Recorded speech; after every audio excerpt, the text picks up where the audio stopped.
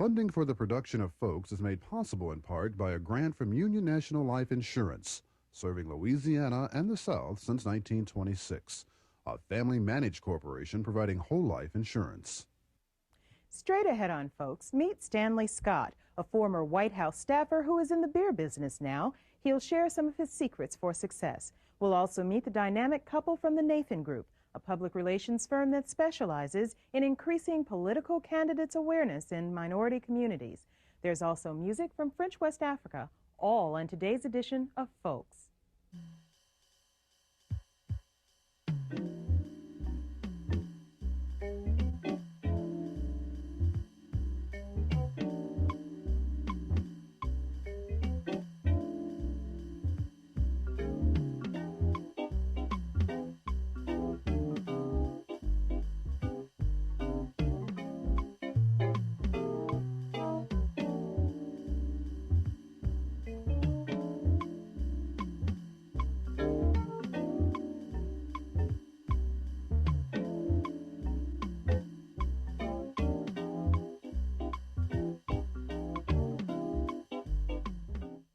Hello, everyone, and welcome to Folks. I'm Sonya Masingale.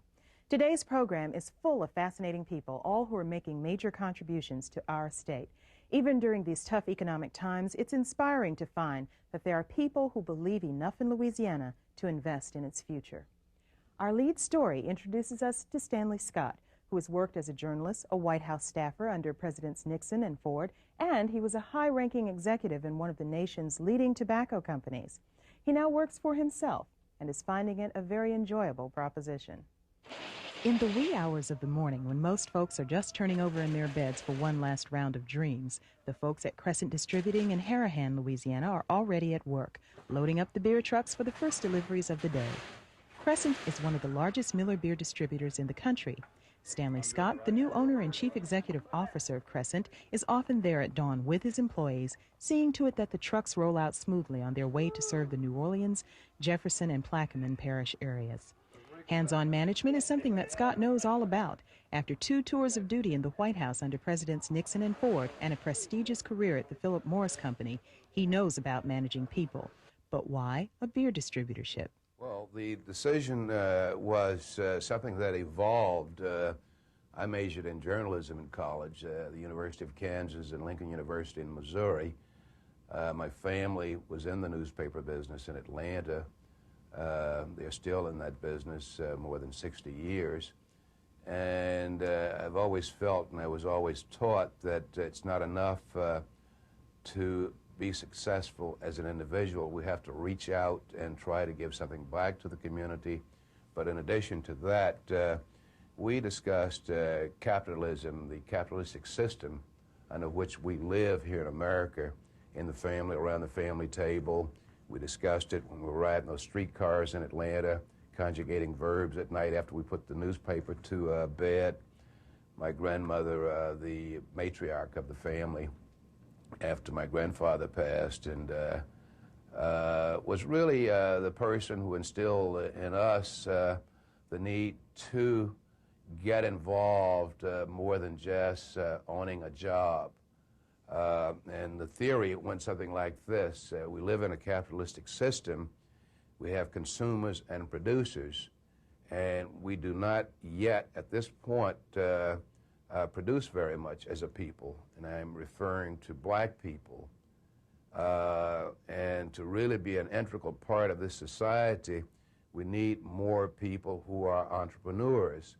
So I've always kept that in the back of my mind, and when the opportunity presented itself as an executive at Philip Morris, when the decision was made to sell the Crescent Distributing Company, owned by Miller Brewing Company, a subsidiary of Philip Morris, I just happened to be at the right place at the right time and had earned some wherewithal, and I decided to make the investment to make that big leap.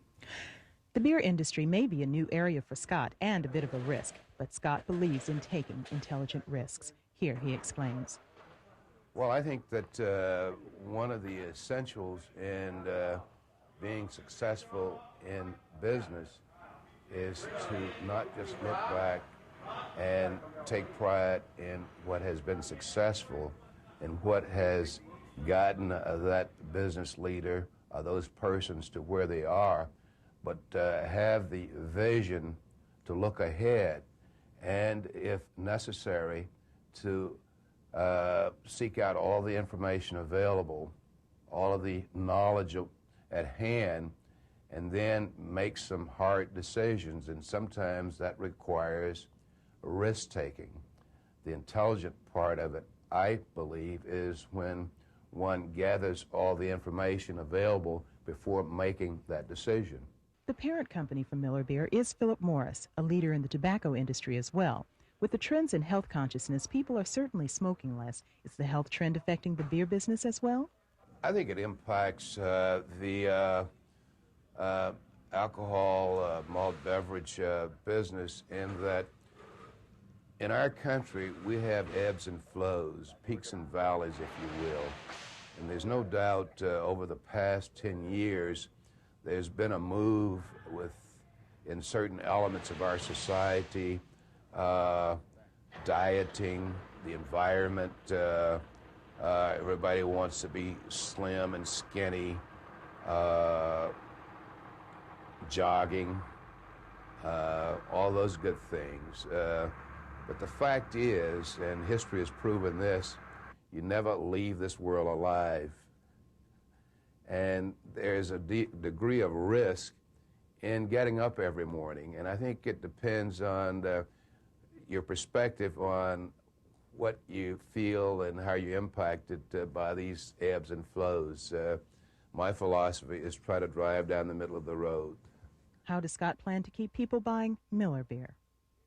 In terms of tobacco, and I'm not trying to be evasive, tobacco, of course, was our first cash crop in this country, going all the way back to Jamestown. And there's no doubt that one has to look around for ashtrays when we walk into a living room today. This was not the case 10 years ago. You've got to determine as to whether you're allowed to smoke in a given area. I think the key is moderation in whatever we do. That's served us well as a nation over the years. The challenge for any business located in this region of the country where we're experiencing some downturn in our economy is to try to, first of all, stay above board. Secondly, to put forth an even greater effort in tough times to withstand the downturn in the economy, and to try and be more innovative in the marketplace. While the beer business nationally, the industry is mature, but that does not preclude opportunities out there. I don't see this as a problem. I see it as a challenge, and we turn challenges into opportunities, and that's what we'll be doing here at the Crescent Distributing Company. We've got quality products in our brands. Genuine Draft, the fastest selling new brand introduction over the past couple of years. The opportunities exist here. It's a matter of marketing, doing a better job of marketing to the communities. But a parallel to that is showing the community what we stand for, our philosophy, and part of that we don't mind saying is living with the community. We want to give back. We want to be a part of the community. I think we gain credibility for our products. I call it enlightened self-interest. Scott's personal philosophy is one that has taken him from a small boy in an achieving family in Atlanta to the White House in Capitol Hill, to executive boardrooms in New York City, and to the purchase of this $50 million business in the New Orleans area. My philosophy, as far back as I can remember, and I don't give myself credit, I give my parents credit, they always advised to think positively and take a negative situation and turn it into a positive. And what I found in times of crisis, in times of tragedy, in the worst of times, if we look hard enough, we can find some positives growing out of a negative situation, and take that initiative and try to build positives into the negative, from the negative, if you will. I'm a person who enjoys an interface with people, and I enjoy getting up in the morning. I'm looking for opportunities, coming here. I enjoy being personal with the employees, whether it's the person who cleans a warehouse or my top salesperson. Our next feature introduces us to Sandra and Bethel Nathan, President and Vice President of the Nathan Group in Baton Rouge, a public relations firm with clients around the nation. We found that the Nathans have also immigrated to Louisiana, and they are here to stay. We're calling the Nathan Group. May I help you? The Nathan Group has only been in existence for about 8 years, the first public relations firm in this area and perhaps the country to specialize in delivering messages to the minority community from majority politicians. How they came to settle in Louisiana and perform their particular services is an unusual story. In 1979, my husband and I decided we were tired of working for major corporations, teaching school, etc., and that we wanted to move to a warmer climate. And in 1979, Baton Rouge, Louisiana was the best place in the whole country to be. We had the lowest unemployment rate, the best standard of living. Everything about Baton Rouge was conducive to where we wanted to live, a good place to raise our family. So we came to Baton Rouge, no job, no jobs lined up. But we knew that with our education, we ought to be able to get a job until we opened up a business. And we had a business in mind that we wanted to open up. Not this business. And I, interestingly enough, had a conversation with my neighbor, and my neighbor said that in Baton Rouge, everyone talks politics, everyone is either a Tiger or a Jaguar fan, and everyone eats at Piccadilly's once a week. So in trying to get involved in the community, I volunteered in a political campaign. The governor's race was going on at that time, and I went to one of the Dave Treen phone banks and volunteered. And I remember going home one evening, and I told Bethel, if I were not working for that gentleman, I would not vote for him. And Bethel said, well, that's crazy. Why do you say that? And I said, well, because they have no earthly idea how to talk to black people. I don't think they understand that. They certainly don't mean it, but they really don't. And that's really kind of how we got in this business. We volunteered a whole lot and stuck our noses in, and some folks didn't want us to stick our noses in, and we kept going. And finally, we got our first race in, I think it was 1981, if I'm not mistaken, with Byron Stringer, who is now city court judge here. And that was our first real political race. I think our price was $15 just to make it legal at the time. And I remember the headlines in the paper the next day after the race. It said Byron Stringer wins with something like 87% of the inner city vote. So it worked, and we just went on to work with district attorneys and senators and governors, and it's been real interesting. Sandra Nathan is a registered Republican, and husband Bethel is independent, but this has little to do with the service they supply various politicians. They believe in promoting the person, not the party. I'm a Republican. I'm a registered Republican.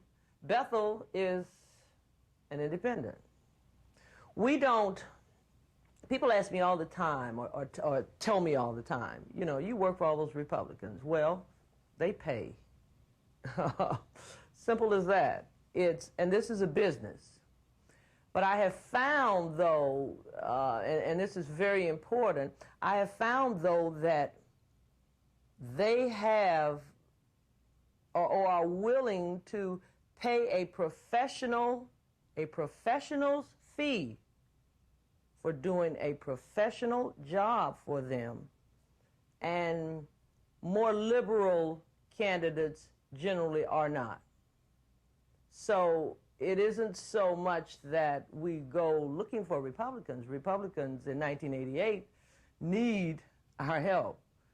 Liberal Democrats do not. Interaction between president and vice president of the Nathan Group varies from day to day at the office. The Nathans often arrive separately, but the Nathans apparently would have it no other way. It's an interesting kind of closeness. Sometime at night we become husband and wives. Sometimes we go through here all day long, and believe it or not, we are communicating, but it's not on a personal manner. Sometimes it's difficult for me, not for him, but sometimes it's difficult for me, and I have to realize, well, okay, he's a little crazy today because things are not going well, and I know things are not going well, so it works out okay. I'm a pretty easygoing person, I think. Oh, it's the greatest enjoyment in the world. I mean, really and truly, I couldn't, there's no way that my success or whatever success this business has is really because of her. And it's more of a partner than a wife. We think of husband and wife maybe once every 2 months, once every month or so, but it's a great joy and a great experience. It really is. Bethel Nathan is vice president of the Nathan Group in charge of the creative end of the business. Once we recognized that there was a need, and I guess a niche, we started to really look at it. As you know, back in the 1960s, major corporations started to look at the black market and recognize and understand that it was a market that they could not any longer overlook, and then became the creation of the major black agencies like Burrell, like Mingo Jones, but no one had ever really attacked the politics from that standpoint. So that gave us our niche, gave us our area, and we create very much similar to the same way as a Coca-Cola campaign, as a McDonald's campaign. We sell an individual. We don't sell Democrats. We don't sell Republicans. We sell an individual, and we sit down and go in the campaign, talk with the candidate, understand what the overall message is, that the theme that they want to convey, and then put that down in language that blacks understand and respond to. What kind of indication have you had that what you do actually works? That was a #1 question when we went into business, because it is so very new, and people say, how do I know it works? Well, the governor of South Carolina, the morning after he was elected, indicated that the reason that he became governor was because of the work that we did. He cited us in that interview. Polling data has also gone on to substantiate that because of our work coming in, it has caused name ID to raise for a candidate. It has brought about a positive image, and the results have been in numbers at the ballot box on Election Day. 98% of our business is in politics. We don't sell a hamburger. We sell a candidate. I would certainly be in no way, shape, form, or fashion try to tell McDonald's how they ought to do, but I certainly know how to improve an image, and I think that's what we do, what makes us able to do it better than anyone else is doing it. I've been around the country since we went into business in 1980 and haven't seen anyone who does exactly what we do and has amassed the track record that and the client list that we have. In the 7 or 8 years that you've been here, you've seen Baton Rouge go from the best place to live in the country to possibly one of the worst, at least employment-wise and environmentally. How does that affect your commitment to this area? I'm here to say, I have not been back to Chicago since we left. I'm here. I love it here. I like the people here. It's been tough. These 9 years has not been easy, but I have loved every minute of it. I'm glad I came. I think that it was probably the best thing we did, moving south, moving to a climate like Baton Rouge. And I think if we work hard, continue to work hard, we can achieve all the things that we want to achieve. I still have not opened up that business that I came here to open up. Well, I'm originally from Houston, Texas, and one of the reasons that we chose Baton Rouge, when we came to Baton Rouge from Chicago, we had looked at some 16 cities and said, where do we want to go? I wanted to go somewhere that reminded me of Houston, but had a growth, and Baton Rouge does. It's a port city, very much like Houston, the 4th largest in the country, I believe it is. I've watched the downturn in other cities, and I actually believe that it's going to change. I wouldn't live anywhere else in the world. The food is good, climate's great. You couldn't drag me out of here. And I just don't think we could have done what we did anywhere else but here in Baton Rouge. people, I've read statistics about Austin, Texas, and Atlanta, Georgia, and these places. I just don't think we could. I don't think we could have built the kind of business. We were in the right place at the right time. So it's home to me, and I love every bit of it. There's only one place for me, Louisiana's Baton Rouge. The music that you heard in the last part of that feature was taken from a public relations campaign for the Baton Rouge Chamber of Commerce. The Nathans are hoping to do more non-political PR in the future. Now, to round out today's program, we have more fascinating music taped at the Festival International de Louisiana in Lafayette. Here's music from French-speaking West Africa, Monsieur Bangoura, a master musician from Guinea.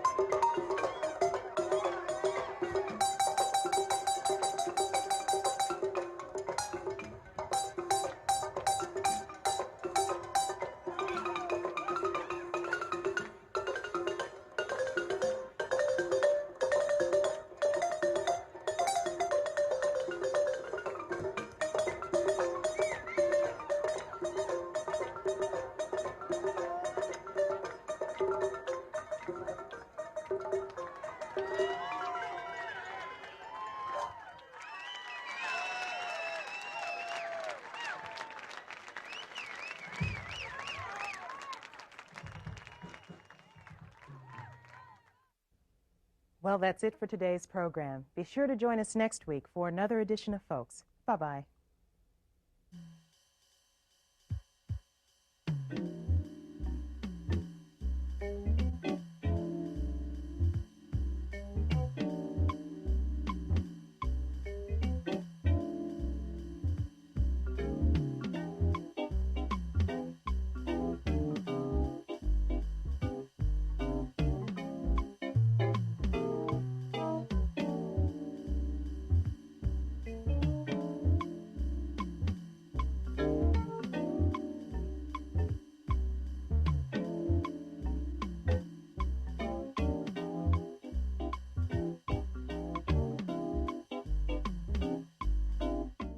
Funding for the production of Folks is made possible in part by a grant from Union National Life Insurance, serving Louisiana and the South since 1926, a family-managed corporation providing whole life insurance.